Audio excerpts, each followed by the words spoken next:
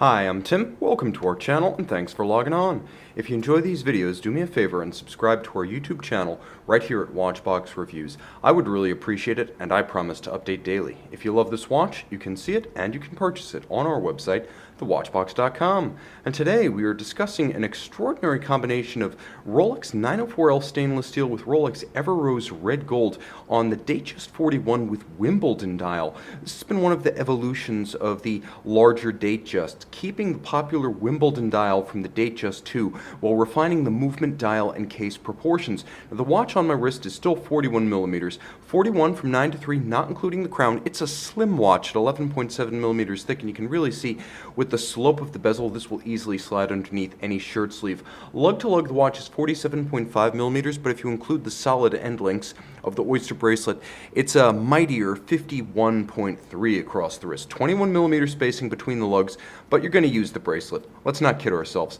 This is a watch that's designed for its bracelet. Now, with the Datejust 41, unlike the Datejust 2, you do have a choice between Oyster and Jubilee bracelets, but even in the year 2019, the newest Super Jubilee still isn't as solid and substantial as the pure sports bracelet, the Oyster. 3-link design, this is the more sporting of the two options for the watch, both in terms of look and feel. You can see polished center links, polished outer faces, all removable. Links are fixed in place by screws, and the clasp itself is quite solid. Polished inside, you can see there is a beak and a hook system that locks it, so you hear it snap shut. You can't just pull it open. You really do have to lift the unlocking lever, so it's a very secure system. There's a 5mm easy link built in. That's the equivalent of adding or removing one full-size link.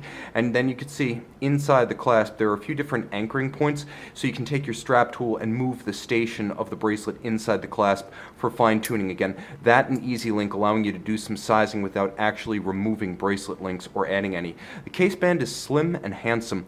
We're a long way from the super case here. I think Rolex has decided on a permanent basis it's going to have two fundamental case profiles for the Oyster sports watches. There's going to be this for the Day-Date, Datejusts, and Daytona, and then there's going to be something a little bit more squared off and blockish for the GMTs, the Explorer 2s, the Sea Dwellers, and of course the subs. Now, the bezel of this watch, rather than the yellow gold made famous on the Wimbledon Dial on the Datejust 2, this is actually an Everose red gold, so named because it has a very high percentage of copper to make it red, and it has a very high percentage of platinum to prevent it from fading and oxidizing to yellow over time, hence Everose. You can see the dazzling facets of the bezel do add an impressive dynamism to the watch.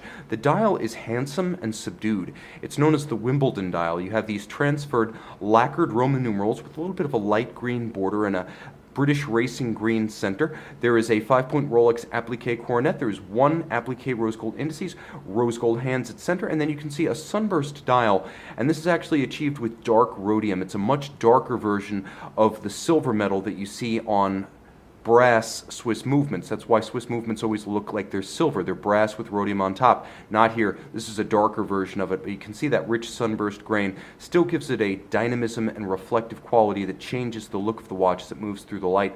Twin lock crown, you can see it's a Rolex twin lock in gold, the two dots. Screw down 100-meter water resistance, and underneath the case back Rolex manufacturer caliber 3235. It's the new hotness. Rather than a 48-hour power reserve, 70 hours. Reprofiled mainspring with a thinner barrel wall, increasing the power reserve, and the Chronergy escapement, which is Liga etched. It's effectively Rolex's answer to the Omega coaxial, helping the watch to substantially improve its efficiency to achieve that 70-hour power reserve. Hacking or stop seconds. There's also a quick set date, and you'll note on the 41mm watch, the Cyclops eye doesn't quite monopolize the dial the same way it does on the smaller watches. This actually looks congruent and proportional to the dial. I actually prefer it on a watch of this size. The movement also free sprung with a full balance bridge for shock resistance.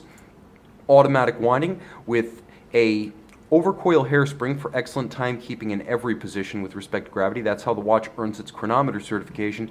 And it's a niobium zirconium blue oxidized parachrome blue alloy, as Rolex calls it, which makes the hairspring highly anti-magnetic. 31 joule automatic with bidirectional winding, so it is very smooth. Rolex then cases up the movement complete, and as a complete watch, times it to -2 + 2 seconds per day or better, hence the nomenclature superlative chronometer is a fully cased up chronometer that exceeds the COSC standards. You can see this one, and you can make it yours on the watch box.